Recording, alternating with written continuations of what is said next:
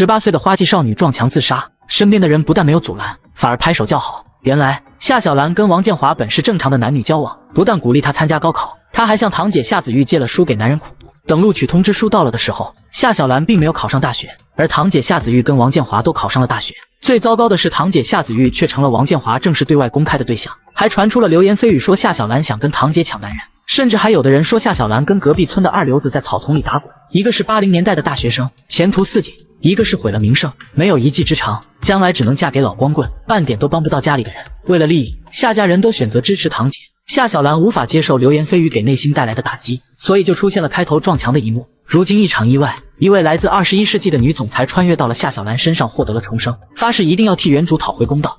小兰，妈给你煮了鸡蛋，快趁热吃了，好好补补身子。眼前的人正是夏小兰的母亲，她不知道要拿什么态度对待。记忆里夏小兰对刘芬的态度很恶劣，看你生了个搞破鞋的小婊子，把夏家脸全丢光了，还敢偷家里鸡蛋给他吃，骂他2句还假惺惺撞墙去，当老娘是夏大的，想死就去死，撞墙没用还能跳河。那孩子才刚刚醒，求您给他留条活路。我没有这个当破鞋的孙女儿，臭不要脸的小婊子，就连子玉的对象都想抢。您虽然不想认我这个孙女，但我还是要叫您一声奶奶。您一口一个小婊子的骂，不是等着村里人看咱家热闹吗？反正我是没啥名声了，家里的姐妹们总要嫁人吧。你还有脸说我们家红霞都是被你耽搁的，你怎么不去死？他婶，小兰她以后不敢了，她会变好的。妈，您别急，我不和他们吵架，我是讲道理的人。既然阎王也不肯收我，现在我打算好好活下去，谁叫我不痛快，我就让他先不痛快。既然我待在家里，让大家都不高兴，那我就干脆搬出去住。刘芬急了，这哪有没嫁人的姑娘往外搬出去的？夏小兰比以往更难缠，一副死猪不怕开水烫的样子，差点把夏老太气晕过去。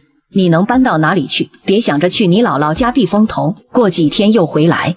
家里在河滩上不是有间老屋吗？你们在村头，我在村尾，我就到那里住，免得大家看我碍眼。你个丢人现眼的东西，没打死你算好的啦，现在还想要分一间屋子给你住，你想得美。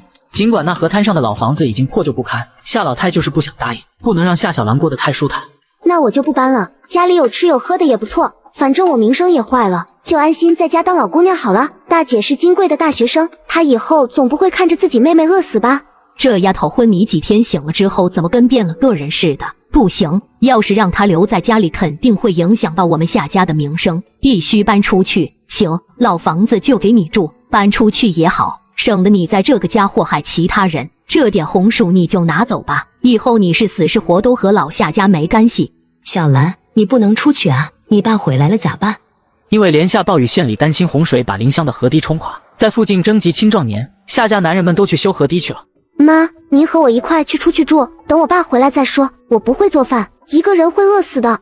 夏小兰没打算把刘芬丢下，等她走了，夏家人肯定会使劲欺负刘芬，她也吃定了刘芬会心软，态度强硬，要让刘芬和她一起走。无奈的刘芬只能跟着去，因为不可能不顾自己的女儿的安危，让她单独去老房子住。夏家大白天就闹了这么一出，许多人在外竖着耳朵听热闹，看见夏小兰出来，更是正大光明的对她指指点点。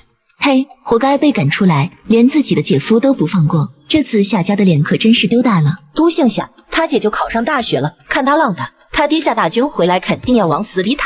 夏小兰并没有跟他们争辩，因为此时的她发誓要把自己变得更好更优秀。很快来到了村尾的一处，只见篱笆门歪歪倒倒，门上连锁都没有一个，墙和屋顶都有洞。然而这就是他们接下来要住在这里的老屋。刘芬抱着怀里的红薯茫然失措，因为这根本不是能遮风避雨的地方。小兰，你听妈的，咱们还是回去给你奶奶认个错吧，你爸过2天就回来了。提起丈夫，刘芬骨子里就害怕。夏小兰的亲爹夏大军是个能动手绝不动嘴的浑人，只顾大家不管小家。夏家3兄弟只有他没生出个儿子。夏大军觉得自己抬不起头，时常对刘芬骂骂咧咧，喝了酒还会动手。夏小兰这个女儿在他眼里就是个赔钱货。我爸回来了，看他怎么选吧，要侄女还是要女儿？你爸当然是疼你的，你堂姐那是……刘芬自己说着说着就没了底气。夏大军是真不喜欢小兰，因为生下小兰让刘芬伤了身体，不能继续生。况且现在全家的希望都寄托在考上大学的堂姐身上。紧接着2人就进屋了。妈，我去捡点柴回来，你就搞一下卫生吧，实在是太乱了。小兰，你快去快回，别让妈担心。其实他是想观察夏大河村，看看能从哪里弄点钱，兜里没钱就没底气，再好的计划也实施不了。况巧河边有几个妇女在洗衣服，一眼就认出来是夏小兰，于是对着她指指点点。然而夏小兰并没用理会他们，不想浪费体力和人争吵，于是她一边考虑着谋生大计，一边捡着干树枝，突然间走到了芦苇滩边上，两只野鸭子飞了出来。再向前一看，发现了个鸭子窝，里面一共有10来个野鸭蛋。她把野鸭蛋兜着，就扛着一堆干柴回老婆屋。妈，我饿了，我们烤红薯吃吧。好，妈给你烤红薯吃，再给你煮个鸭蛋补补身体。你看你现在瘦的都快被风吹走了。鸭蛋现在不能吃，我们的好日子就落在这野鸭蛋上了。现在村里人惦记着田里的粮食，还没时间割芦苇。我想多找点野鸭蛋拿到城里去卖。今晚我们就去芦苇荡，顺便看能不能抓2只野鸭子。于是到了晚上，两人提着篮子就赶往芦苇滩。幸好今晚的月亮给力，不打手电也能看见路。突然间，牛棚旁的狗就发现了他们。看守牛棚的孤寡老人很是警觉。是谁在那里？来这干什么？是我想着来捡几个鸭蛋给孩子补补身子。哎呀，这不是大军家媳妇吗？夏小兰被赶出家门的事大河村都知道了，老王头也不太喜欢夏小兰，这闺女的眼睛里没长辈，平日里连人都不叫一声。不过刘芬挺可怜的，老人想了想，还是把手里电筒递给刘芬。去吧，要注意安全，明天再还我。谢谢王爷爷。有了手电筒的相助，这片的野鸭窝就遭殃了。夏小兰母女俩人搜刮了几个小时，捡了有7、80个野鸭蛋。除了鸭蛋，他们还找到一窝已经孵化的小鸭子。小兰啊，这些小鸭子我们就先拿回去养着吧。养大了也说不好是便宜谁呢，还是一起卖掉吧。因为他们自己吃饭都成问题，几只野鸭子的确不太好养，就算是养大了，以后是谁的都不知道。这个男人不仅不疼爱自己的女儿，更是直言要将她打死。原来夏小兰的父亲夏大军因为自己的女儿没有考上大学，村里还传出了各种有关于自己女儿的流言蜚语，再加上昨天还跟自己的奶奶大吵一架，况且现在全家人都疼爱着能考上大学的堂姐，这让他更加气愤。话接上集，母女两人把从芦苇滩上捡回来的野鸭蛋清点了一下，加上夏小兰之前捡回来的12个，一共有82个。天刚微亮，两人就带着鸭蛋跟小鸭仔一起出发进城。县里有2个大厂，一个肉类加工厂和一个农机厂。经过商量后，决定去农机厂外转一转。到达农机厂时，天都亮了。夏小兰旁边有几个也拿着东西来卖。看来今天不错，一个是卖鸡，一个卖红薯的，刚好没有卖鸡蛋鸭蛋的，这下就没人跟我竞争了。小姑娘，这鸡蛋咋卖的？阿姨你好，这是野鸭蛋，全是新鲜的，您要是看上了，比鸡蛋便宜卖给您。野鸭蛋和鸡蛋个头一样，如果比鸡蛋便宜的话，肯定很划算。市场价鸡蛋要12元1斤，还要用粮票。农民自己拿来卖的鸡蛋，不要粮票就15元。看大妈站着不走，显然是动心了。您要是买10个以下呢，给您算1角3分钱一个；10个以上就1角2分钱，20个以上是1角1。那么大个便宜怎么能错过？简直就是买的越多省的钱就越多。好，我要了，给我装21个野鸭蛋。好的，稍等，这就给您装。很快，3下5除2，夏小兰就把鸭蛋装好了，应该是2块3毛1分钱。可是夏小兰只收了2块3，把1分钱的零头给抹了。小兰这孩子自从昏迷醒来之后，就跟变了个人似的，这买卖的法子都懂了，我都没有想到。拿过鸭蛋的大妈急匆匆的不知道要干嘛去。没过一会儿，之前买鸭蛋的大妈领着几个人就冲了过来。人就在那里，还没跑呢，大家都快点，晚了就被卖完了。鸭蛋还是刚才那价钱不？没错，还是刚才的价钱，多买就多便宜，走过路过不要错过了。大妈的同伴们七嘴八舌说了起来，让夏小兰再便宜一点。一会儿又说野鸭蛋不如鸡蛋爽口，一会儿又挑剔大小。夏小兰只是笑笑不出声，闲货才是买货人。果然，见夏小兰油盐不进，大妈带来的3个人仍然把剩下的野鸭蛋一抢而空。夏小兰早算好的了，就是要抓住顾客想占小便宜的心理。夏小兰失算的是她带来的几个小野鸭并不好卖，城里人住的地方小，也没余粮喂鸭子，她的野鸭仔推销不出去。正当为野鸭仔卖不出去发愁时，旁边卖红薯的人就凑了上来。你这鸭崽子用红薯换不换？红薯我是真不想吃了，这东西吃多了还会胃胀气，难受死了。不过看来是没人会买了，还是能换就换了吧，要不然还要带回去。这样吧，8只小鸭子换你20斤红薯咋样？20斤不行，一只最多换1斤，要是养大飞走就亏大了。鸭子可以用菜叶子、青草和蚯蚓喂，除了麻烦点又不费粮食。8只鸭子养到大能有2只下蛋，一天至少有2毛钱，1个月3块，一年就是36块钱呢。夏小兰把账算给对方听，老乡没讲价了，真用20斤红薯换了小鸭子。我们乡下人每天在地里刨，一年到头也赚不到200元，像今天就赚了10块钱，那1个月岂不是就有300块？其实妈也能养，剪了翅膀让它下鸭蛋，这可是长久的事。鸭崽子不一定能养活，时间太长我们也等不起。当然是换现在紧缺的粮食。养大了谁知道它几天下一次蛋？一年365天都下蛋不可能的。随后两人在县城里转一圈，在供销社买了生活必需品，因为离开家什么也没让带，于是母女两人就返回夏家拿被子和衣服。就当快到夏家时，看到一个男人跟一群妇女吵了起来。小兰，那不是你舅舅吗？他怎么在这里？我们快过去看看。你们夏家可真是歹毒，把我妹妹和外甥女弄没了。今天你们不给我个合理的交代，你看我不把夏家砸个稀巴烂！舅舅，你怎么来了？小兰，你和你妈哪里去了？昨天我听说你们的事情之后，就从县里赶回来，然后去了你们村委老屋，发现你们不在家，我还以为你们出事了呢。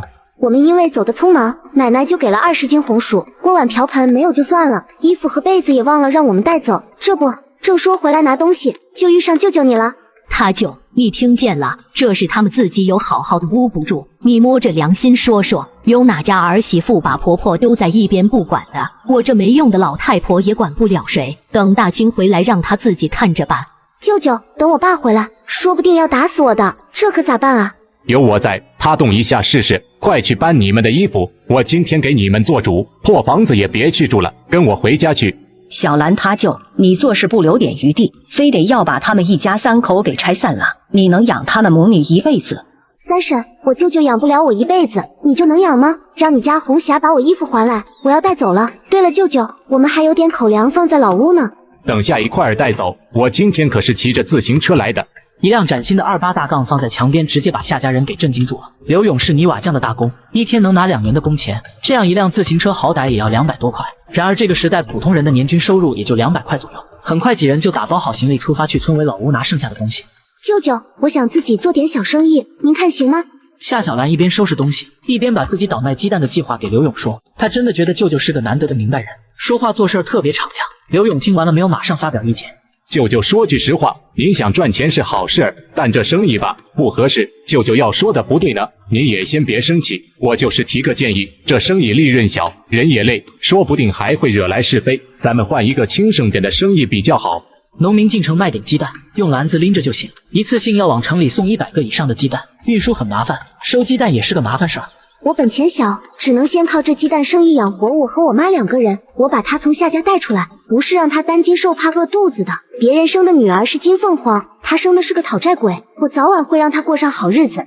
谁说你是讨债鬼了？妈过得咋样不重要，重要是你要过得好。你要做这生意，怎么也要几10块本钱，你那里还缺多少？舅舅给你添上。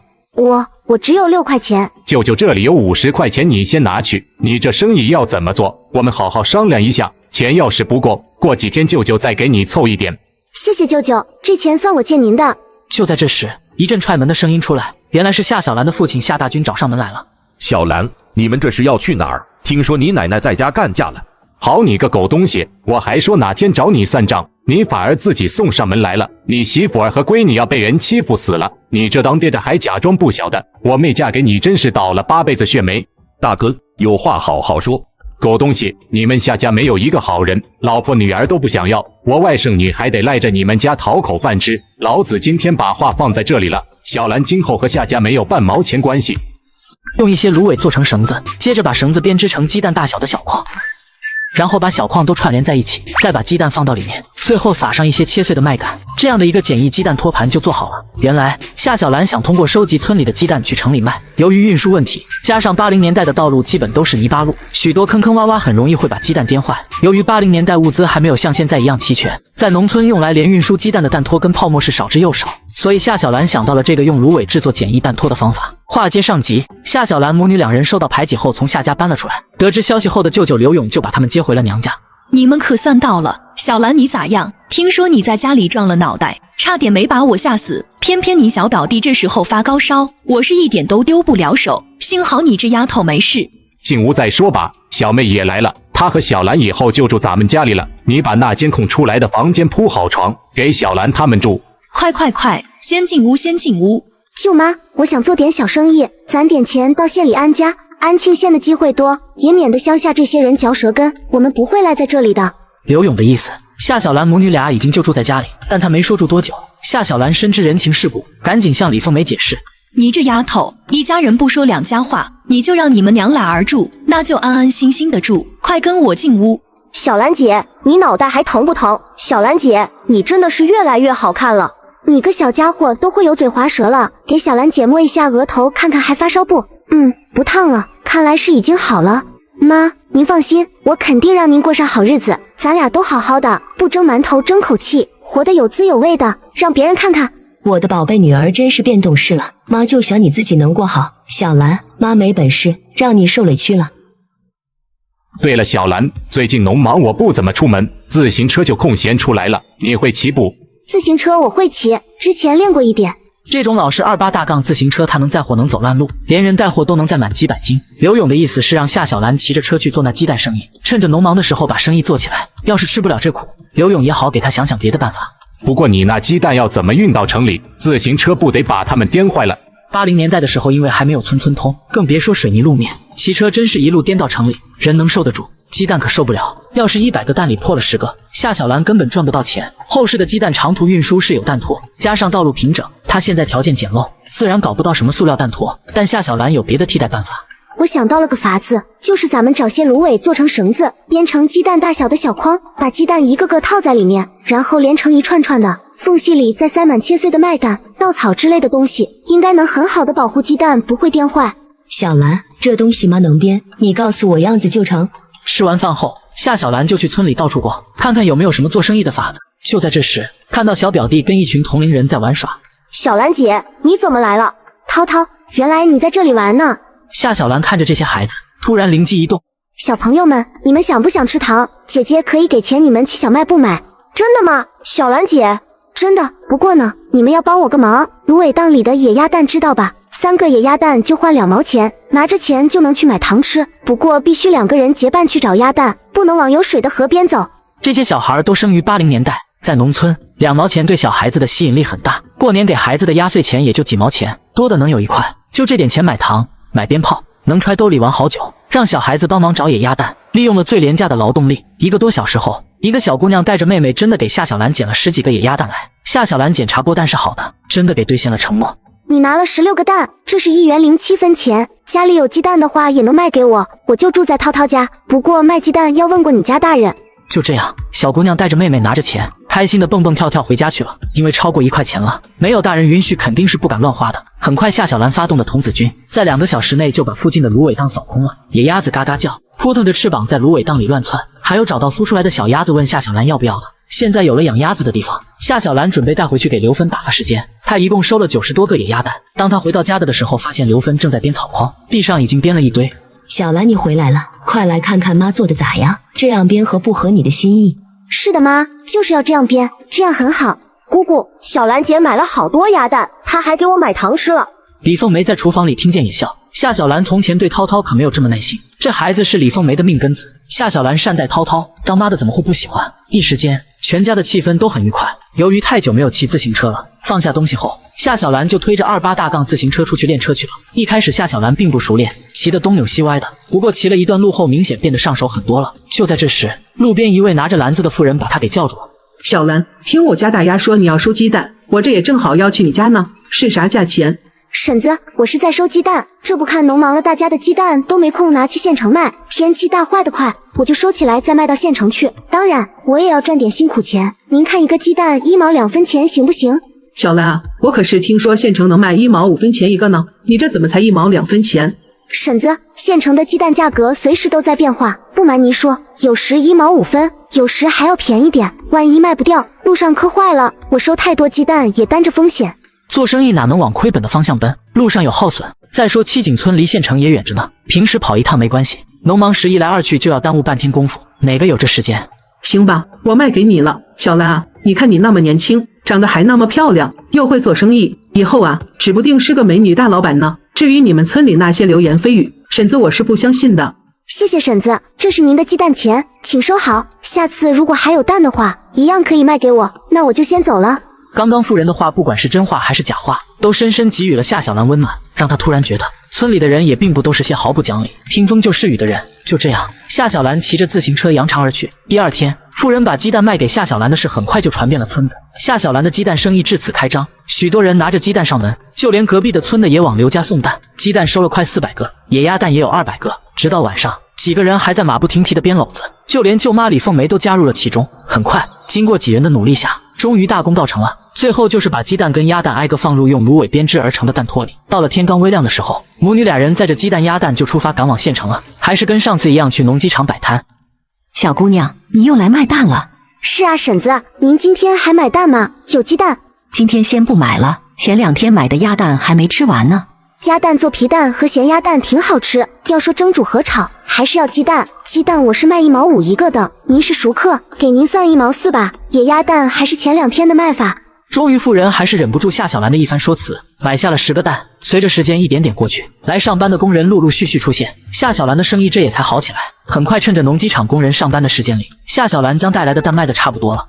妈，您看，其实也挺安全的，明天我就自己进城，家里得留一个人收鸡蛋，总不好一直麻烦舅妈，人家也有自己的活。刘芬嘴笨，夏小兰劝人家买东西的话，她是说不出口。跑县城的只能是夏小兰。上午9点过，夏小兰才把所有蛋卖完，她准备明天换到肉联厂外面去。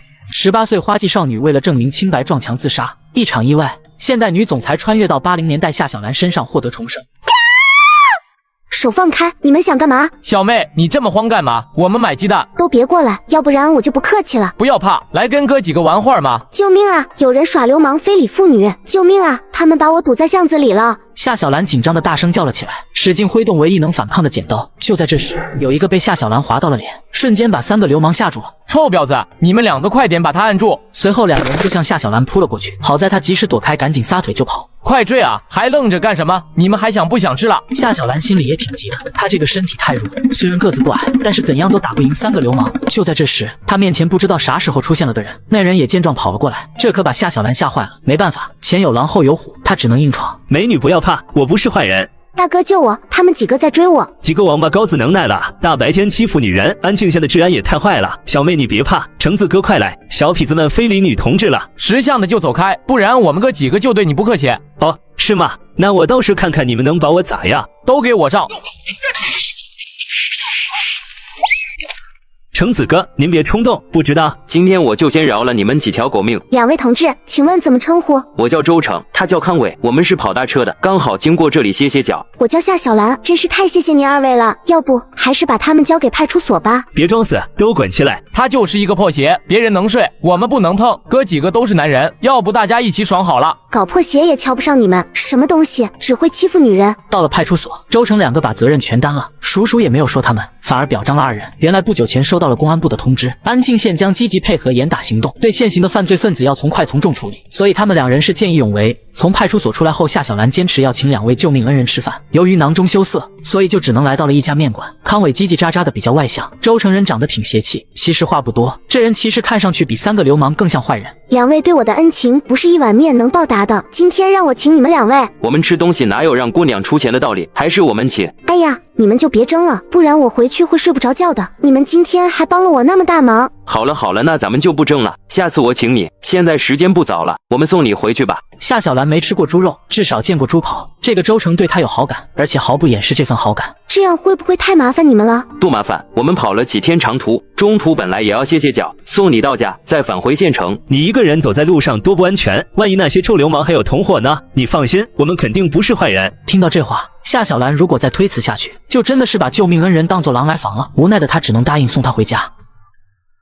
前面就是我家了，村里的路开不进去，你们就送我到这里吧。你明天还要去安庆县吗？当然去。周大哥，你们晚上是住在安庆县招待所吗？我明天去找你们，给你们带早饭。回去吧，明天不要太早出门，不安全。橙子哥，你真看上了。出了今天这种事，一般小姑娘都会被吓坏了，说不定就不会继续做买卖。周成觉得夏小兰不像一般的小姑娘，她看着娇娇弱弱的，其实挺大胆。夏小兰今天回来的晚了，刘芬担心的不得了。刘芬正想出门找她，碰巧夏小兰就回来了。小兰啊，你怎么现在才回来？我都担心死了。我路上摔了一跤，只能推着车回来了，但也碎了好多。有没有摔疼？让妈仔细瞅瞅。我没事儿，恰好遇到2个好心的同志开车载了我一段路，明天我顺道给人带给早饭，谢谢他们。小兰啊，要不你明天还是歇一天吧。都说好了要给人带早饭呢。对了，晚饭我在县里吃过了。小妹，你先去忙你的吧，我跟小兰说点事情。怎么了，舅舅？你今天真是摔了一跤，我可不是你妈，有什么事你可以跟舅舅说。越是相处，夏小兰越是觉得她舅舅刘勇很精明，她也没瞒着，把今天的事情一五一十的都说了出来。你说那些人事先打听过我的来历，我的坏名声都传到县里了。夏小兰卖鸡蛋归卖鸡蛋，难不成她见人就说自己是大河村的夏小兰？刘勇也觉得其中有鬼。我明天进城打听一下，也好好谢谢你说的2个救命恩人。你这丫头真是的，请人家吃2顿饭就打发了。那田里的活咋办？没事，我让其他人帮忙干，耽误不了抢收。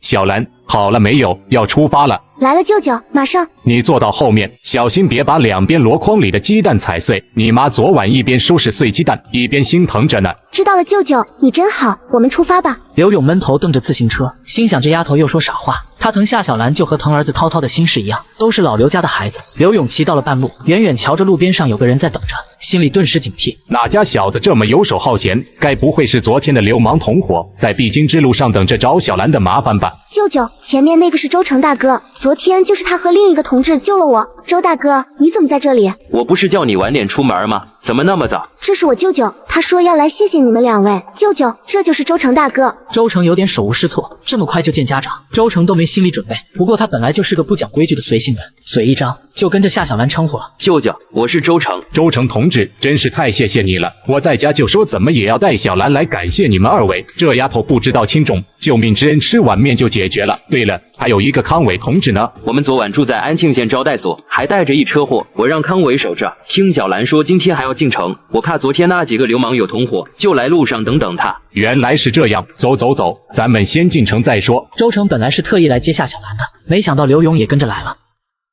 先对付着把早饭吃了，等下我陪小兰去卖鸡蛋，中午我再请2个同志好好吃一顿，感谢2位对小兰的帮助。我陪小兰去卖鸡蛋吧，卖完了就在招待所见。柳叔，要不我陪您去派出所了解情况？昨天我也在场，公安对我还有印象。那你们的货，这年头跑长途拉着的货就没有不赚钱的。刘勇不知道这2人是单干还是替人跑腿的司机，不管哪种情况，人和车都是不能分离，就算在招待所落脚，也得大家轮流睡车上。晚上是防着耗子，白天就好了。车厢后面有带锁的围栏。这2人是干嘛的呀？运什么货要这么严防死守的？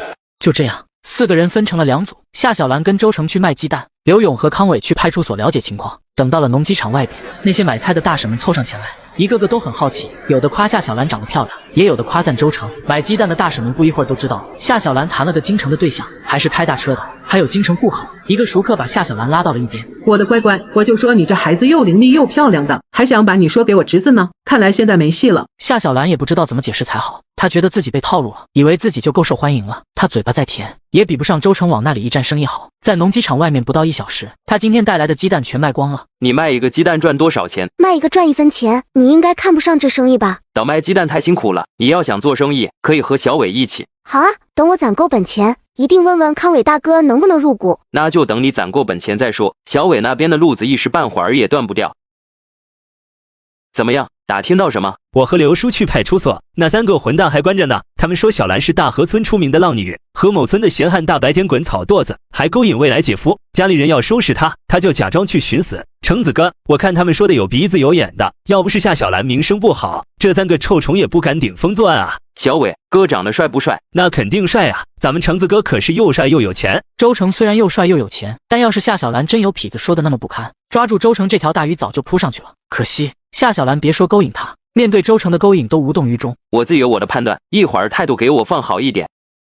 来，喝酒，我敬2位同志一杯，再次感谢你们2位救了小兰。我和小兰一见就很投缘，您就别客气了，叫我周成行，叫我橙子也可以。我和小伟敬您一杯。周成，你说话也注意点，什么叫和小兰一见投缘？这种话是乱说的吗？刘勇在派出所打听到了有用的消息，那3个人顶风作案肯定是要重判的。不过他们家里人今天早上去派出所呢，也不知道是谁给支的损招，说要把夏小兰给拖下水，女流氓也是要判刑，一口咬定是夏小兰作风混乱，勾引3人不成反咬一口。您放心，我知道自己在说什么。小兰那些流言，刚才康伟和我说了，我呢看人看事不会凭别人说的下定义。小兰是什么样的人，我有自己的判断。就算我被小兰表现出来的假象骗了，那是我自己心甘情愿跳坑，也怪不了谁。我说这些没有别的意思，也不是要挟恩图报让小兰和我处对象，我就是想告诉您，我很有诚意想要和小兰做朋友。周成的话挑不出一点毛病，刘勇哑口无言。这人那么年轻，难道我这是被小鲜肉追求了？不过原主的实际年龄也才18岁呢，出现这种事也不奇怪。周大哥，我知道你是有诚意的，至于我呢，我的名声有多么糟糕，估计你也听到了。有些事吧，还是得靠我自己去解决。我还带着我妈住在舅舅家。我说这些不是要博取你的同情，我也知道你想帮助我，但是我暂时不会考虑个人感情问题，希望自己能以独立自主的姿态发展一段健康长远的感情。谢谢你，周大哥。话说的再委婉，那也是拒绝。你的意思我知道了，我们认识的时间短着呢，我也不急，你也不要有心理负担，就像朋友一样，该怎么来往就怎么来往。18岁花季少女为了证明清白撞墙自杀，一场意外，现代女总裁穿越到80年代夏小兰身上获得重生。话接上集，两人回到招待所后，周成让康伟去石坡子村去找散播谣言的张二来。周大哥，你今天还是这么早？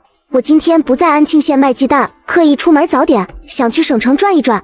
我看卖鸡蛋的生意安庆县还能做几天，你这么着急去省城了？去看看市场情况，我今天还带了别的东西，在安庆县不好卖。周成往自行车后面的箩筐里一看，一边是盖着稻草的鸡蛋，另一边箩筐里却铺着防水的塑料布，里面装着黄鳝。这东西在安庆县是不好卖，你怎么？收鸡蛋也是收，顺便收点黄鳝也不麻烦，这都是几天来攒的。昨晚有人送了20斤黄鳝来，我就拿去省城试一试。你知道去省城的路吗？周成一下子就说到了点上。夏小兰是个没见过世面的小村姑，到过最远的地方就是安庆县，没有去过省城。走吧，我知道路，今天带你去。周大哥，你没有自己的事儿要忙吗？这太麻烦你了。康伟去附近找个亲戚，他把车开走了，今天走不了，就陪你去趟商都吧。安庆县小得很，没意思。那好吧。经过2个多小时后才到商都，由于周成早饭都没吃，就在路上等夏小兰。此时肚子早就饿得咕咕叫，两人决定先找家饭馆填饱肚子。周大哥，你想吃什么？我请客。你能有几个钱呀？夏大风，你要吃驴肉吗？可以尝尝。老板，来2份驴肉汤和灌汤包。好嘞，两位稍等。老板，请问您个事？就是我带了一些鸡蛋和黄鳝来城里卖，你知道哪里农贸市场吗？这样，你走到街尾，那家是卖鳝丝面的，生意好的时候哪天也要用个10几斤黄鳝。出了这条街往右拐没多远就是农贸市场。随后两人从饭店出来后，就按照饭店老板指的线路来到了一家鳝丝面馆。周成留在外面看自行车，夏小兰自己进去了里面。老板您好，我这里有一些黄鳝，您看您这边需不需要？鳝丝面馆老板看了看他箩筐里的鳝鱼，眼睛不眨就买了15斤，猪肉才14元斤，黄鳝是11元1斤。你还是要找到大买主，一家鳝丝面摊不可能全部吃下你的货。然而现在面临的问题是，虽然有面馆收他们的黄鳝，但是一家鳝丝面店一天就算能用20斤黄鳝，夏小兰跑省城一趟用的时间是2个多小时，来往就要花5个小时，很不划算。他在安庆县卖鸡蛋一天也能赚10块左右，到省城赚的钱反而降了1小半。那就一家家去问，商都不可能只有一家卖鳝丝面的吧？面馆不要，还有饭店呢。说的也是，那我们先走走看哪里还有收黄鳝的。夏小兰知道在羊城衣服批发是很便宜的，去羊城挑一点款式新潮的衣服拿回商都卖，销路肯定不错。服装的批发价和零售价就不是1毛2毛的赚头。农贸市场是可有随便摆摊的，只要不挡过道交点市场管理费就行，占别人地方赚钱，交管理费也是天经地义。别人家鸡蛋都卖斤，你怎么论个儿卖？黄鳝也太贵了，今天猪肉才1块4，添2毛钱我买1斤大肥肉了。大姐，你看我这个鸡蛋个顶个的大，你要是不愿意轮个买，那就按1块5一斤算。那鸡蛋肯定有大有小，有人把大的挑走了，买到小鸡蛋的不公平。所以早点买的就能挑大的。话还没说完，其他几个人就把他挤开了，他们就是想挑大的，后来的人只能有小的选了。夏小兰反复强调轻拿轻放，不许拼命摇蛋2个原则，就任由他们挑选了。姐，您要不买点黄鳝回去？贵是贵了点，黄鳝是大补的，秋天快来了，做一个鳝鱼包吃给全家人补补身体。猪肉好吃，也要换个口味不是？这时候买菜都是挎篮子提布袋，塑料袋还没普及，鳝鱼杀死了不好保存，懂吃的人都知道，鳝鱼是要带血下锅才补人。好香啊！小兰在烧啥菜呢？舅妈，我在做糖醋排骨呢。买排骨做啥？中吃不中用的。谁都知道排骨好吃，可它不划算。她这个外甥女哪都好，就是有时候手里的钱太散了。你用钱要节约，知道当姐姐心疼涛涛，书包也太贵了，10块钱呢。你要手里攒点钱，以后到婆家去也说得起话。我知道了，舅妈，保证不乱花钱。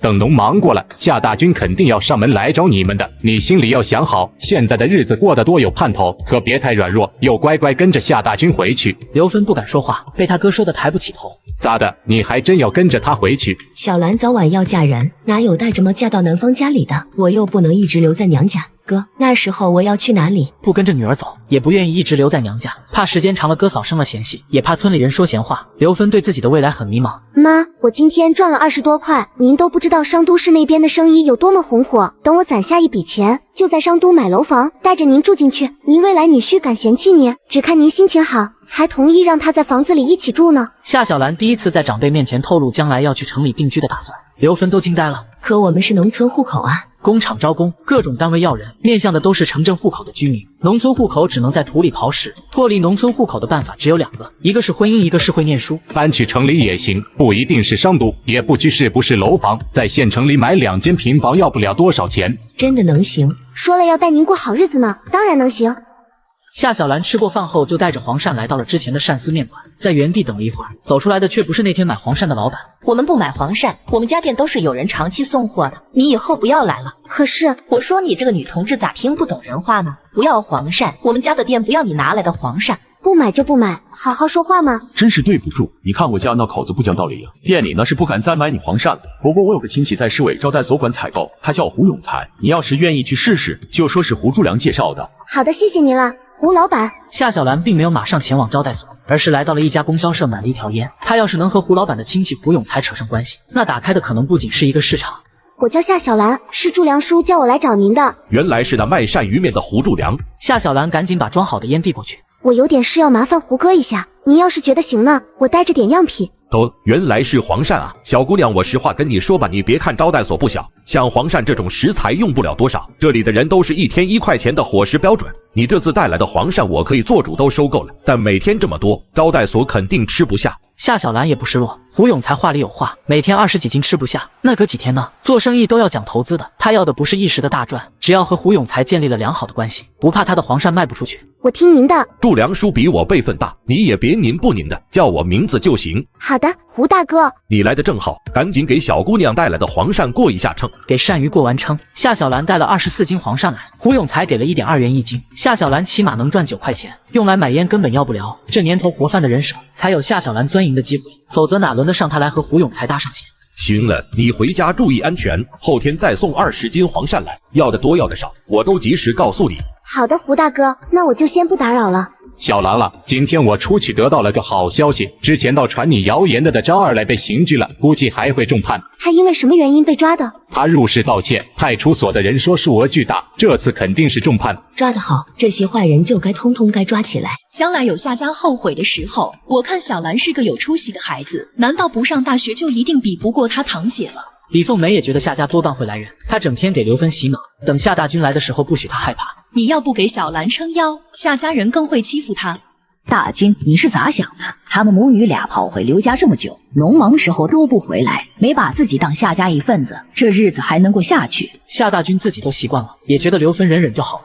他也觉得家里这次不送小兰去医院有点过分。我让他们母女回来给娘道歉。一家人总会有磕绊，让小兰回来给她奶奶道个歉。咱们还是一家人。这丫头太不知道轻重，外面的名声先不说，干把她奶奶气的。她不用向我道歉，除了这种丑事，她最该向子玉道歉。子玉不和她计较，那是子玉大气。夏大军知道老太太是松口了，我明天去夏家接他们娘俩儿回来，让他给子玉写信道歉，1封不行就2封，直到子玉原谅他。子玉也没有怪他，不过小兰那性格，让他待在刘家，也怕给刘家惹事，还是接回来我们看着吧。孩子年纪还小，好好教总能有过来。有他处在家里，谁敢上门替我家红霞说亲？还是大嫂要让子玉给红霞介绍个大学生？好了，别说废话，大军想把日子过下去，明天就去刘家接人。你别看大嫂今天那样不情不愿的，子玉能找到王建华，我家红霞哪里差了？不就是没继续上学吗？女孩子会认会写就行了，大学毕业都是老姑娘了。红霞就不是念书的那块料，你明天去刘家，别只顾着当恶人，一个臭丫头还能翻天了，回来就把她关起来，再给找个婆家远远嫁出去，闲话慢慢就淡了。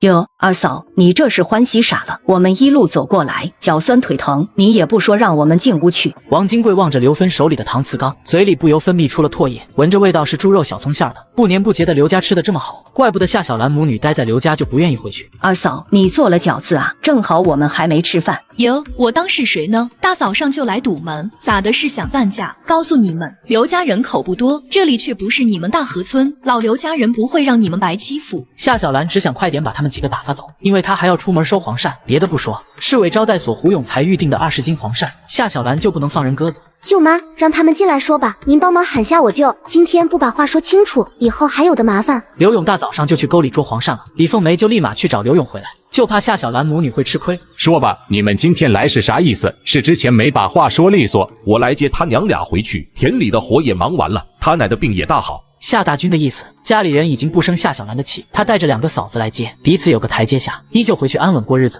阿芬不想和你一起过了，你俩也没办过手续，写个字据大家把手印按了，从此就桥归桥，路归路。夏大军觉得他大舅子不依不饶的很麻烦，他面上露出不快。张翠见形势不对，赶紧截住话头。小兰她舅，老话说宁拆10座庙不毁一桩婚，弟妹都和大军过了20年，两口子哪能不闹矛盾呢？你要是非得把他们拆散，也要相信小兰，她总要嫁人的。未来婆家一打听，小兰父母都不一起过了，说出去也不好听，你说是不？原来夏家是张嫂子当家，咋的？小兰嫁不嫁人，一个大伯娘还能替她做主？夏家我是不会回去了，我也不会同意我妈回去。你们也别瞪我，流言传的到处都是，毁我名声，逼我自杀，真相究竟是啥？大伯娘说不定心里早就有数。你了解过事情的经过没有？我被流言逼得没有活路时，你有没有一丝对女儿的疼爱之心？过了这么多天，你想过去找坏我名声的张二赖算账吗？都没有，对不对？那你觉得我为啥要回夏家去？好好的人不做，要回去做摇尾乞怜的狗？你做了那么丢人的事，谁好意思去问？那三婶的意思是，红霞背着这些名声，你也不会管了？王金贵气急，红霞要是被人说的这样不堪，他早提着锄头和人拼命去，就连那个张二赖也要带人打得半死。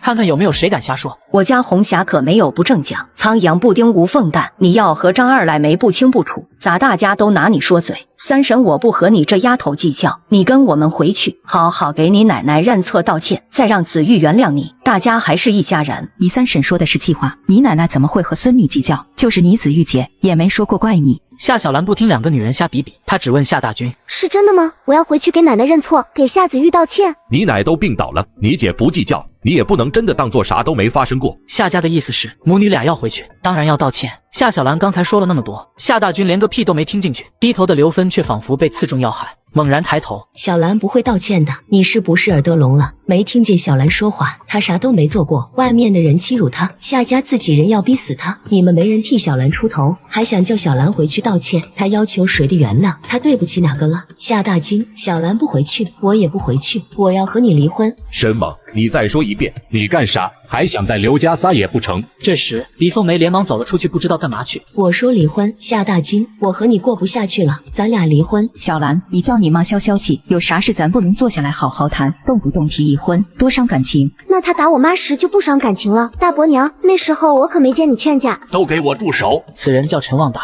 是七井村的村长，陈也是七井村的大姓。陈旺达当了多年村长，在七井村很有威信。陈旺达还当选过县人大代表。刘勇以前混日子时都不敢在陈旺达面前太放肆。达叔，您来了。你们家虽然是逃荒搬来的外姓人，不归我陈家宗此管，但在七井村过了几十年，你们就是七井村的人。你父母不在了，我厚着脸皮也算长辈，今天就替你做这个主。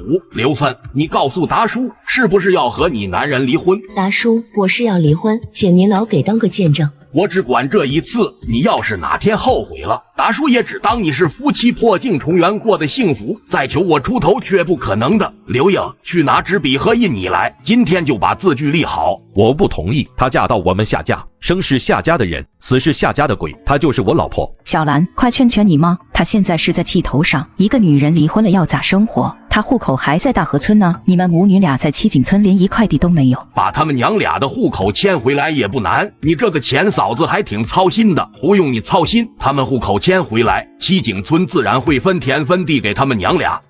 接上集，饥肠辘辘的夏家3人又走回了大河村，去的时候信心满满，回来时却垂头丧气。大嫂，是谁先传小兰和张二赖有不正当关系的？张翠眼神一闪，这种事咋找源头？村里有人看见了，就说了出来。有人去问张二赖，他也是承认了的。要真没有啥，张二赖能承认？他二叔，我看小兰就是嘴太贱，做错事又不敢承认。小兰和张二赖在路上拉拉扯扯的，子玉也看见了，不过子玉可是一点没出去说过嘴。流言的确是在夏子玉和王建华离家上学后传开来的。夏大军一点也没怀疑侄女，几人都想快点离开石坡子村，偏偏被人叫住。大军，你知道张二赖被抓了不？严打有戒了，我看这次他是跑不了的。你说什么？张二赖被抓了？张翠脑子里忽然窜出来一个大胆的念头，乱搞男女关系，只抓男的不管女的。要是夏小兰也被关几年，那才是再也翻不了身的。张翠也顾不上装模作样了。张二赖有没有把我侄女交代出来？公安会不会来抓他？大嫂，你说什么呢？夏大军大惊，他对夏小兰失望归失望，却也没想到要夏小兰吃牢饭。张翠向来是最稳妥的一个人，说这话不是主动要小兰扯进去吗？我是太着急了，怕张二赖说瞎话。小兰和那二流子半毛钱关系都没有。这人想看夏大军三人的笑话，故意笑嘻嘻的。张二赖是入室盗窃被抓的，昨天县城严打有界，他身上挂着大牌子，写着他罪名，这烂人肯定要被重判的。村里人都讨厌他，这下子算是把祸害解决了。小兰他们还不知道，我得去告诉他们这个消息。走了2步才想起来，他和刘芬刚刚离婚，母女俩看着他被七井村的人打一顿，偏偏冷漠的要命。夏大军的高兴荡然无存。咋的？他们娘俩人还拿架子，等老婆子亲自去见。对啊，二嫂和二哥离婚了，刘勇找了一群七井村的人把二哥打了一顿，还逼着他按手印写啥字据。哎呦，这对夏小兰母女就是大贱人了。弟妹咋会提离婚？肯定是被刘家逼的。还真是刘芬自己提的，从头到尾都冷着脸，像夏家欠了他钱没还一样。夏老太的嗓门大，骂得半个村子都听见，真是稀罕事。夏大军的老婆跑回娘家10几天，早上天没亮，夏大军就去接人，人没接回来，刘芬和他离婚了。真离婚了？那还有假，写了3张同样的字据，大军和刘芬都按了手印。七井村那个村长还说要把字据交到县民政局去。回来的路上我还听说张二赖被抓了，说他入室盗窃要重判。你说我们是不是要给子玉发个电报？张二赖被抓，还不是乱搞男女关系被抓？夏小兰是牵连不进去了，这张牌也就作废。夏子玉去京城前交代他们要把夏小兰看牢点，毕家人都没想到刘芬会和夏大军离婚，还看牢夏小兰，人家压根儿不会回夏家来。明天我找个借口去县里给子玉拍电报，再打听一下张二赖的事。七井村刘家，李凤梅在邻居的帮助下整治出3桌席面，请今天仗义帮忙的人喝酒吃菜。陈旺达也没扫兴，笑着说刘勇赚了几个钱就瞎糟蹋。大叔，我今个是真高兴。阿芬和我小妹不同，她是逆来顺受惯了的，也怪我年轻时混账不懂事，自己没本事，不能替她撑腰。您知道我爹妈走得早，2个妹妹都嫁得不算好，我混账。你小子年轻时是挺混账，好在成家后懂事了，你媳妇儿没少操心。刘勇马上说感谢媳妇的操持这个家。李凤梅对她妹妹和外甥女好，刘勇心里有数。陈旺达又说到夏小兰母女俩户口的事儿，我这2天陪你跑一趟，去把他们娘俩的户口迁回来，这件事越早办越好。来吃饭的人当然不会那么没眼色，心里咋想不说，嘴上都说刘芬是苦尽甘来，好日子就在前头。什么？你想参加明年的高考？是啊，不过我只念过初中，不知道能不能插班读高3。陈庆哥，你帮我向学校打听下。夏小兰的年纪不是问题，很多应届生都比她年纪大，别说是复读生了，但恢复高考已经几年了。现在更多的人是按部就班的念完高3，再参加高考。夏小兰初中毕业2、3年没摸过书本，当初成绩也不好，她一下子想参加高考，陈庆不好打击她积极性，能上进当然是好事。我回学校帮你问问，就算能插班，肯定也要让你考试。陈庆不好打击夏小兰，就把这话提前说了，好让夏小兰心里有底。真是太谢谢你了，陈庆哥。不客气。晚上刘芬将自己的离婚字据收好，夏小兰开解了她1整天，刘芬看起来挺自然了。以后你去城里的时候，就让妈去别的地方收黄鳝，我们早点攒够钱，也修一个自己的房子。夏小兰也不和他争辩，给他妈找点事做挺好的。秋老虎没那么厉害，这个天气到处去收黄鳝就是走路辛苦。收购价不超过9毛1斤，我们就能赚钱。我看等月底就能把舅舅的钱还了。现在还钱也行。夏小兰是想着手里本钱丰厚，她还想在城里倒腾点别的东西回来卖。刘芬听她盘算利润，已经惊讶的不行了。10几天赚了这么多钱，钱是太好赚了，小兰也太辛苦了。她这个当妈的可不能拖后腿。我们下课晚，你一个人先吃就行。等我做什么？也没等多久。再说我们是男女朋友，我不惦记你又惦记谁呢？王建华无话可说。你把肉都给我，自己又不吃。我就喜欢吃素，不喜欢吃肉。80年代就没有几个人是真的喜欢吃素，大家都想着怎么多弄到肉食。我们寄去农场的钱，我把他们收到了。子夜，你对我们王家有大恩。夏子玉面带几分羞涩。那点钱也办不成大事，但可以让叔叔他们的生活条件改善下。夏子玉从夏家拿了500块到京城，吃穿用度却很朴素，就是因为他把钱全部寄给了王建华的家人。王建华下放到大河村当知青，他父母却在条件更恶劣的农场。王建华考上了京城师范学院，脱离了大河村。王家其他人返城的却没有动静，但王家早晚会返城的。夏子玉十分坚信这一点，他现在的付出定然会有回报。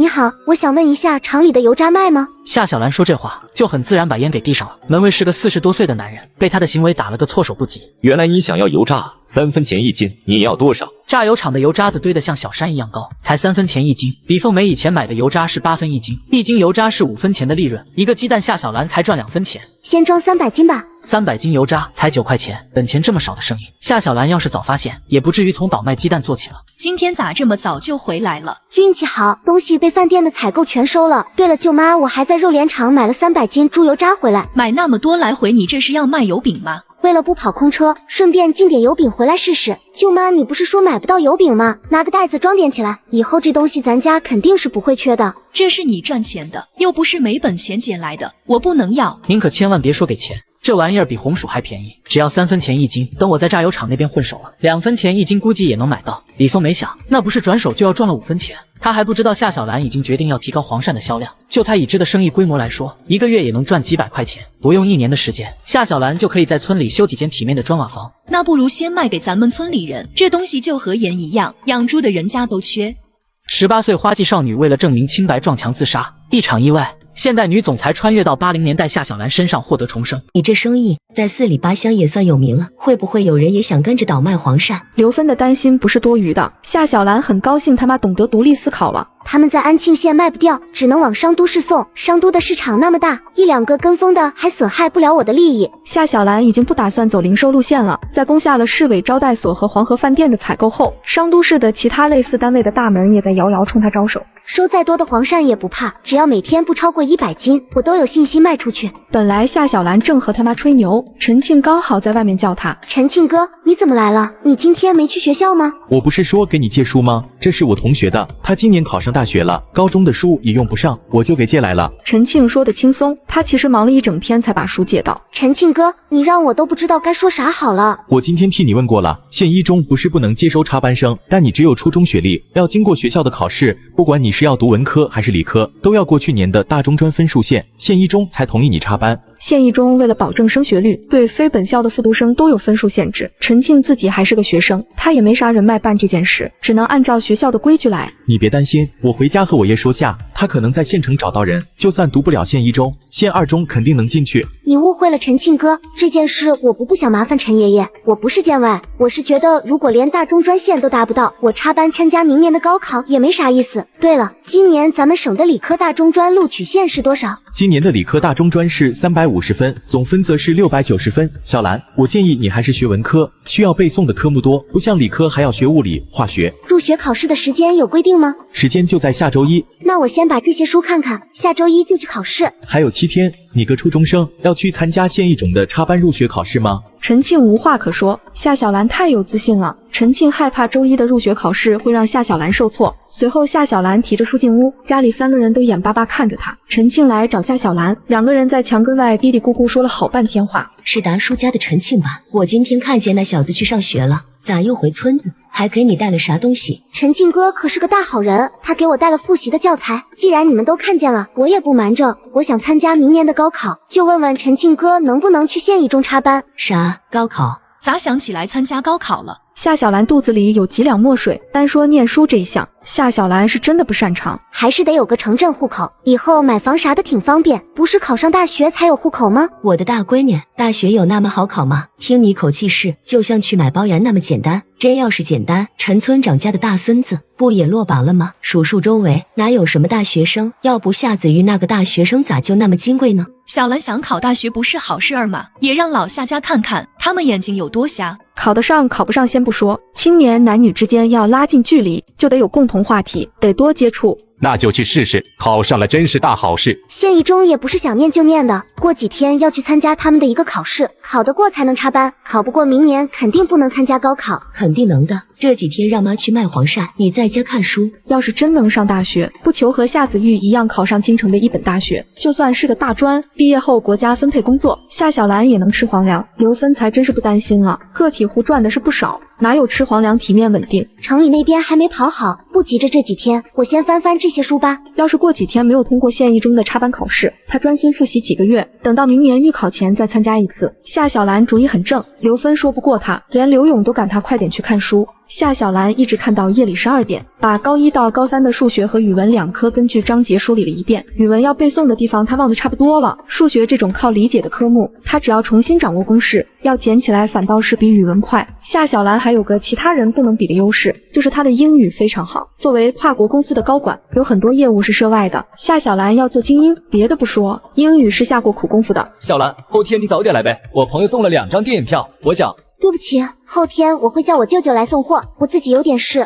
朱放还想约夏小兰看电影，被截住话头了。朱同志来不及失落，就关注到了夏小兰话里的重点。你舅舅来送货呀？那也行的啊。舅舅是很亲近的长辈了，能在小兰舅舅面前挂上号，他就能跟小兰的关系更近一点了。对，我舅舅来送，不麻烦吧？当然，不麻烦不麻烦。夏小兰花了1周的时间，将高中的教材都翻了翻。到约定好的日子，夏小兰就来到了学校。年轻女老师挺不重视这次考试的，就在办公室给夏小兰指了张办公桌，卷子在那儿，你自己做题。孙老师，办公室人来人往的，怎么能算考试呢？你回去上课吧，我在这里慢慢做卷子，快一点的话，没准能赶上食堂开饭。孙老师看了夏小兰一眼，现在是上午9点，县一中的食堂最早是12点，到了中午1点就关了，顶多4个小时，中途不能出去，卷子都一起放桌上了。孙老师是怕夏小兰把题目记住了出去问答案呢。夏小兰无所谓，看来午饭是吃不了的，她再怎么厉害，也不可能在4个小时里做完7科的试卷。那我中午给你带饭吧，从窗口给你递进来。陈庆生怕夏小兰拒绝，说完就跑了。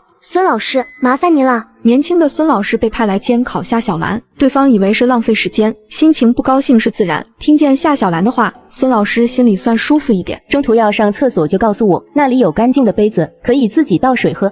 小兰要想念书，要不让她从高1读，学杂费你不用担心，都有我这个当舅的撑着。小兰做的生意，我也跟着学。他就算去念书，我也能供他。刘芬做生意是不如小兰，送黄鳝的生意，刘芬怎么样，他也找不到啥市委招待所的门路。就算单思面的胡老板把门路告诉刘芬，刘芬也不敢买条烟去找招待所的采购胡永才。小兰，那天你舅舅说你要重新上学了，以后这生意可能不做了。是有那打算，但我肯定要把11月份过了再说，那时候本来也没黄鳝了。对任何人来说，读书都是正事。夏小兰一个妙龄大姑娘养家本来就不正常，朱放喜欢她上进，纠结的是11月之后就见不到夏小兰了。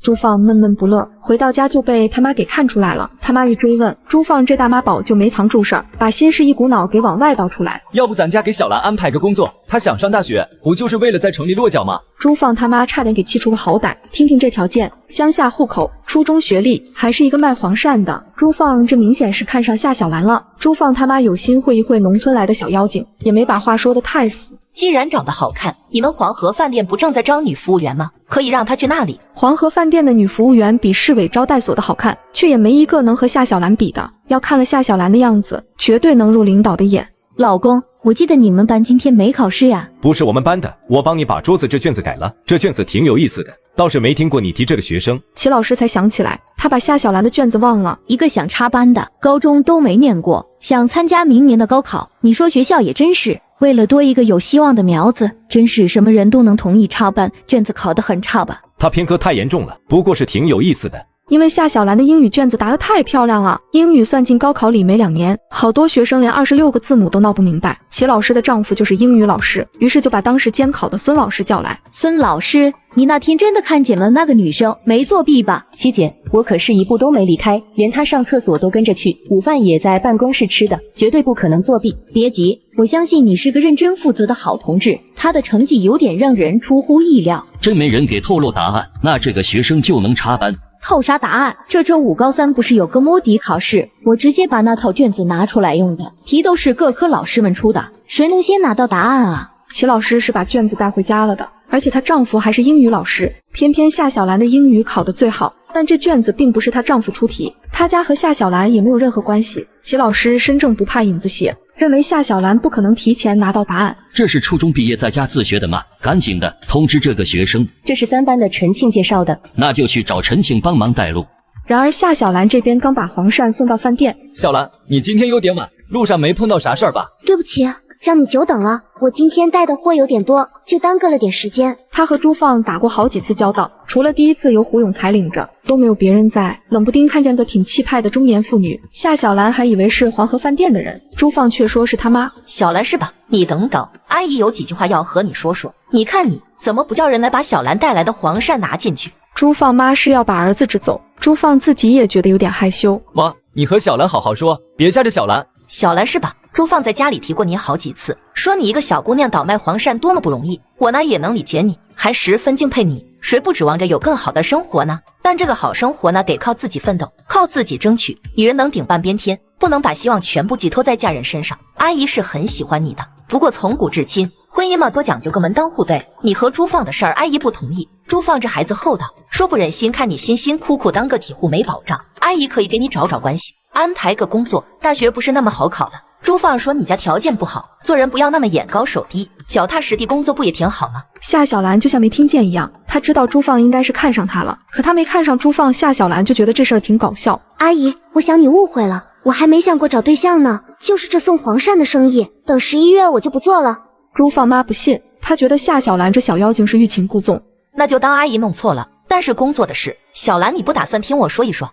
阿姨，谢谢您的好意，不过我没有想过找工作，1个月几10块钱不顶事。瞧我这话说的，我不是嫌弃您给安排的工作不好，我是真打算要考大学。他是挺在乎黄河饭店的采购量，可有人要用这点掐着他命脉。夏小兰也不怕，商都市有的是别的饭店。小兰，我没别的意思，也不是觉得你干个铁户丢人，就是想帮帮你。小兰，你果然在这里啊！舅舅，你咋来了？你就是夏小兰同学，恭喜你啊！县一中的插班考试你通过了。夏小兰早有心理准备，也没有多少吃惊，不过自然也高兴。老汪把自己身份介绍了，又给他介绍齐老师。哪里的县一中？安庆县一中。省城人难免有高人一等的心态。朱放妈又瞧夏小兰不顺眼，说话就有点得罪人了。安庆县一中，你们学校有人能考上大学？小地方的学校也就……老汪还以为这女人是夏小兰的谁，长辈为孩子的前程考虑，态度差了点也没啥。老汪把夏小兰的数记得很清楚，认为可以给夏小兰家的人科普。今年豫南省的理科本科录取线是441分，夏小兰这次的测试题不说和高考比吧，难度也不差啥，她很多科目都可以提高。现在专心复习，明年说不定能考个重本。大学不要学费，每月还能领生活补助，只需要供他1年。夏同学明年肯定能考上大学的。齐老师，我把小兰当亲生女儿疼，她有这样的成绩，肯定是要继续念的。你明天呢就到学校报到，高3年级不放假，早点入学，早点能更有效率的复习。多好的苗子啊，可不能再被耽搁。汪老师，齐老师，我本来想到学校再说，您二位这样关心我，我就把自己的想法提前说下。我的家庭情况您二位也看见了，高考我是要参加的，但近期可能不会去学校上课。你胡说啥？乖乖到学校念书去，其他是由我这个当舅舅的，你操心啥？上个高中能要多少钱？去年刘勇肯定会感到压力，今年他找到了赚钱的门路，赚到的钱还没有抽出来，干别的不行，多养下小兰和刘芬却算不了啥。舅舅，我说了要给我妈在省城买房子，这是我的生活，我也18了，您赚的钱应该留给表弟。夏同学，上学和安家并不冲突，等你大学毕业，国家会安排工作，单位也会给你分房。等你工作后，月月有工资，把你舅舅供你上学的钱还给他不就行了？我习惯了在家自学，学校的环境会让我感到压力大。初中时咋学都不开窍，在家慢慢看书，还找到了学习方法。老师您看能不能这样？学校有考试我就去，就算没考试我也1周去一趟学校，把自己自学时不懂的地方弄懂。夏小兰要说自己做生意不去学校，别说2个老师，就算他舅舅刘勇也不会同意，但他说自己适合自学，2个老师不敢确定，刘勇也将信将疑。老师还是建议你来学校正常上课。谢谢齐老师，不过我已经决定了，去上学，认真上学，妈供你。听你妈的话，好好念书，生意那边别操心，再不行还有老舅呢，你怕啥？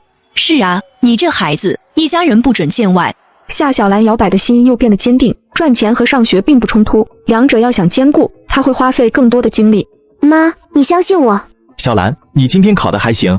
还行吧，和上次差不多。下午好好考。夏小兰点点头，陈家帮自己挺多，他妈顺利离婚，母女俩迁户口，都是陈庆爷爷给解决的。夏小兰记住这份情。陈庆哥，你明年肯定能考上的。我英语不好，明年也不知道能考成啥样。你担心这个？没事儿，我英语还行，你要是有需要帮忙的尽管开口。小兰，陈庆一脸感动。然而这边刘勇因为工作原因要出趟远门，我这趟快的花1个月，慢就是2个月以上。你们3个女的带着涛涛在家，有事不要自己扛，多向村里人开口。涛涛他爸，你出门在外要保重身体，家里有我呢。他当然舍不得刘勇出远门，可刘勇是一家之主，肩膀上的担子重，他不得不出门赚钱。夏小兰觉得他就搞得神神秘秘，实在不像是卖苦力的泥瓦匠。夏小兰只希望刘勇出门在外一切顺利。然而这边的夏家还在为交公粮感到苦恼。他们2个贱人的公粮，夏家不缴，户口都迁走了，田也丢了，凭啥要大军缴公粮？冷，小兰他们都是住在刘家，他们哪有粮？那子玉就在学校挨饿，我看小兰舅舅是发财了，一点粮食算啥？那天就不该同意他们迁户口。妈，子玉在学校省一省就行了，您别逼着二弟去要粮，那边的人不好惹。那子玉的花销咋整？你们都是好人，就我喜欢当坏人，我都是为了子玉。子玉他就在县一中门口搞了个小吃摊，生意还不错，赚多少钱不敢保证，起码比在乡下种田强。妈，子玉他就想拉我翠一起干，我想试试。这不就是人家说的个体户吗？贫下中农最光荣，成分最好，夏家就是贫下中农，资本主义是要被批斗的。夏老太当然向往当城里人，但向往的是城镇的职工。妈，现在干个体户是没啥面子，但一切都是为了子玉。我和长征吃苦受累不算啥，等子玉大学毕业了，咱家就算熬出来了。夏老太就喜欢听这种话，夏家人都认定夏子玉会有大出息。子玉都是大学生了，红霞也不能在乡下随便找个泥腿子嫁了啊！大嫂，让红霞去店里打杂，工钱随便开点，主要是离学校近，说不好咱家红霞也有别的造化。老大2口子也是给人帮忙，红霞还要啥工钱？老大家的，你领红霞去看看，你兄弟要是愿意用他，就让他留在店里帮忙，管他吃饭就成。表面上说不要工钱，要是真留在店里，大家都是亲戚，子玉他就也不好意思不开工资。嫂子，你来了，这不是老三家的红霞吗？还没吃吧？进来坐，我给你拿2个包子。子玉他奶奶说红霞年纪不小了，想让她在店里帮忙，我也不知道你们还招人不，就带她来看看。舅妈，你留下我吧，我保证认真干活。张翠弟媳也不好拒绝，可能嫂子不放心她和她男人看店，故意从夏家弄来个眼线。然而今天到了交公粮的日子，夏小兰几人推着自行车载着几包谷子，半路碰见了陈旺达家的送粮队。陈庆他妈开口叫住了他们，一起走吧，路上正好有个伴儿。好啊，今天你们也那么早就出发了？这也不早了，都快中午了。小兰啊，听说你要参加高考了，最近学习的怎么样啊？陈大嫂，我这2次英语都是满分，不过其他科目的话勉勉强强还算可以吧。英语是陈庆的弱势学科，陈旺达对他们母女的帮助夏小兰记在心里，就主动说要帮陈庆补课。伯娘要是放心，陈庆哥放假时我就给他补英语。陈庆妈满心欢喜，陈庆成绩不差，英语要是能提高点分数，明年高考会更稳当。小兰啊，一会儿交粮时你就排伯娘后面。夏小兰看不懂舅妈的表情，李凤梅喜笑颜开的。等到交公粮时，夏小兰才后知后觉，排在陈旺达家的好处。排队轮到哪家了？粮站的人要拿个中空的铁管子扎进麻袋里，抽出来就能带出粮食检验。铁管子带出点稻谷，粮站的人倒在手心里一看，不合格。交粮的人陪笑说好话，不知道咋说的，后面又变成了3等粮。排到快中午，终于轮到陈家的。粮站的人看见陈大嫂，表情依然很严肃，却把他家的稻谷评定为1等。很快就到了李凤梅家，李凤梅和夏小兰在家里称好的稻谷，每袋100斤，到了粮站的秤上只有80斤不到。李凤梅脸色不好看，也没说啥。这也是我家的。粮站的人看看收粮单，户主姓刘，和陈八竿子打不到的关系。这姓刘和姓陈的咋成一家人了？哎呀，不同姓可以结姻亲吗？陈大嫂睁着眼睛说瞎话，粮站的人也睁只眼闭着眼，把李凤梅家的公粮验收完毕，没有缺斤短两，不过给评了个2等。嫂子，您这一开口，少了多少麻烦？这算什么？以后有啥事可以找我，能帮的尽量帮你们。陈大嫂交了粮，暂时不回去，夏小兰和舅妈就先走了。半路上，李凤梅就憋不住，言语毫不隐晦地提醒夏小兰：舅妈说句话你别见外，陈庆是个好孩子，但你有机会考大学，处对象的事先放到一边，等高考完了再说，行不？夏小兰哭笑不得，舅妈，我真的没和陈庆哥处对象，您咋会这样想？刚才陈庆他妈对你这态度，都把你当未来儿媳妇看了。舅妈，我现在没心思处对象，我把陈庆当邻居大哥看待。不过陈爷爷帮了我和我妈大忙，还陈家人情是应该的。补习英语的事我答应陈伯娘了，就会去做。我心里没别的想法，也不想让人陈家人误会。你说我该咋办？陈家要是提了陈庆和夏小兰的事，他们母女俩，包括自己家，都欠着陈旺达人情。陈庆又是个好孩子，家里条件好，个人也挺优秀。陈家要是被拒绝，肯定会想陈庆哪里配不上夏小兰。李凤梅想了半天，那除非你自己找个对象，赶在陈家开口前。反正我没考上大学前，不打算处对象。行，舅妈心里有数，这事儿我想想办法。橙子哥，干嘛呢？你嫂子独来独往的，我给她弄点防身的。橙子哥，你还要去安庆？嫌我烦，觉得自己这条路跑顺了要担待。行，我自己找辆车，我们各载各的货。我之前说的话还是算，从前那条路归你，我去找新的门道。周成这样一说，都快把康伟欺负哭了。周成的路子多赚钱，康伟比任何人都清楚，就算亲兄弟，也不见得能把赚钱的门路分给他。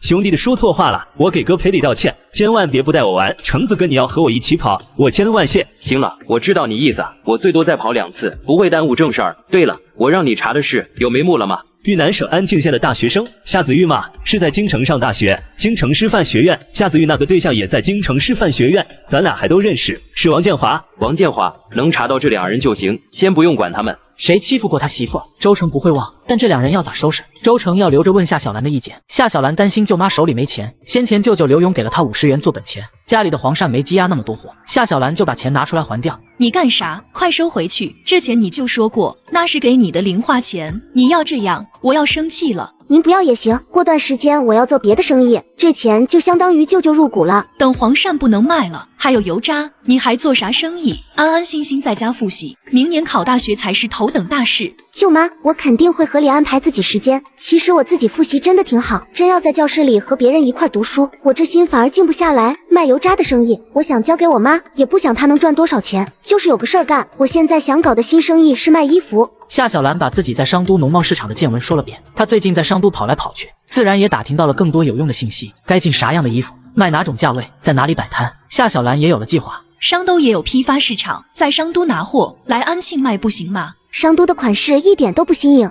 别的摊贩也在商都批发市场拿货，同样的东西不会有竞争力。既然要卖，就要卖独一无二的东西，不是让顾客挑我的货，而是我挑顾客。李凤梅和刘芬不懂，他们就知道一个大闺女自己出门不懂了，眼下就看出了人丁不兴旺的弊端。刘家是外来户，没啥亲戚能帮忙。刘芬要给省城送黄鳝、拉油渣回来卖，李凤梅要兼顾田地和家里的活计，还得照顾涛涛。爹上集，今天夏小兰要出一趟远门，所以去找陈村长开个介绍信。陈旺达听说他要去阳城，脸色有点严肃。大姑娘出远门，路上会有各种情况，你要警觉点。陈爷爷您放心，我会照顾好自己的。这丫头就是胆子大，咱家儿子老实本分，不知道能不能犟住这丫头。刘勇家的不是在村里说了，要等外甥女考上大学再考虑处对象的事。陈庆妈原本也想等夏小兰考上了大学，那就能配得上陈庆。眼下瞅着夏小兰好像还有别的社会关系，有人争抢，夏小兰的身价就显得贵重了。夏小兰刚回到家就碰巧遇见了个送电报的。奇怪，怎么会有人给我拍电报？小兰你好，是我。上次一别后，虽然早想再来安庆探望你，却被京城的琐事所累，我十分的想念你。不知你是否有同样的心情？当你见到这封信时，我已经从京城出发前往安庆县的途中，预计会在3天后到达。我依然会住在招待所，希望能见你一面。夏小兰感到有些新奇，这些内容要是传到陈家耳中，夏小兰对陈庆没有一点男女之情。陈家帮助他们母女很多，她不希望双方关系有裂痕。这天到了出发当天，夏小兰来到了县城后，决定还是先去一趟学校。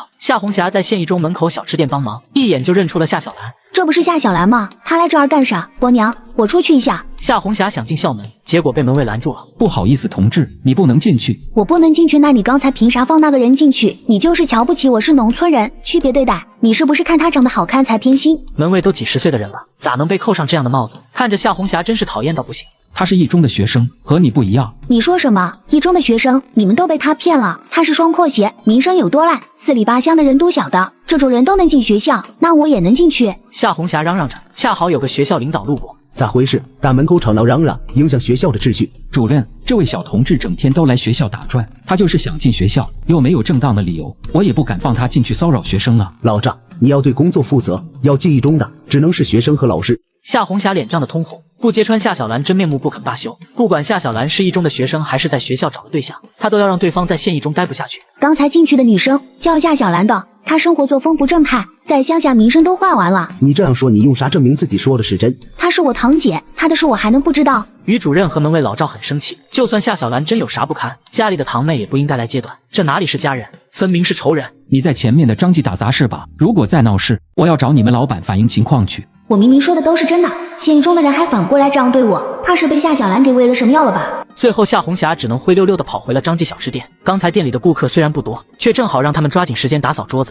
地面和洗碗。夏红霞倒好，手里的抹布一扔就跑到县一中门口去了。干活不利索，心眼可不少，心思都写在脸上了。大姑娘想找个好的对象没错，但吃天鹅肉钱，总得看看自己是不是癞蛤蟆吧。张翠珍想把夏红霞赶走了事，吃白饭还碍手碍脚。在店里时间长了，真的和哪个男生有了不光彩的事。男方家长打上门来，张记还做不做生意了？红霞，你别有事没事就去校门口乱转，姑娘家本分点好，别和小兰学。夏红霞胡乱点头。心想夏小兰好像也没受到啥名声的影响。夏红霞等了快3个小时后，才瞧见夏小兰出来。另外还有一个男生把她送到门口。夏红霞决定搞清楚这件事，她把抹布一丢，又跑了出去跟踪夏小兰。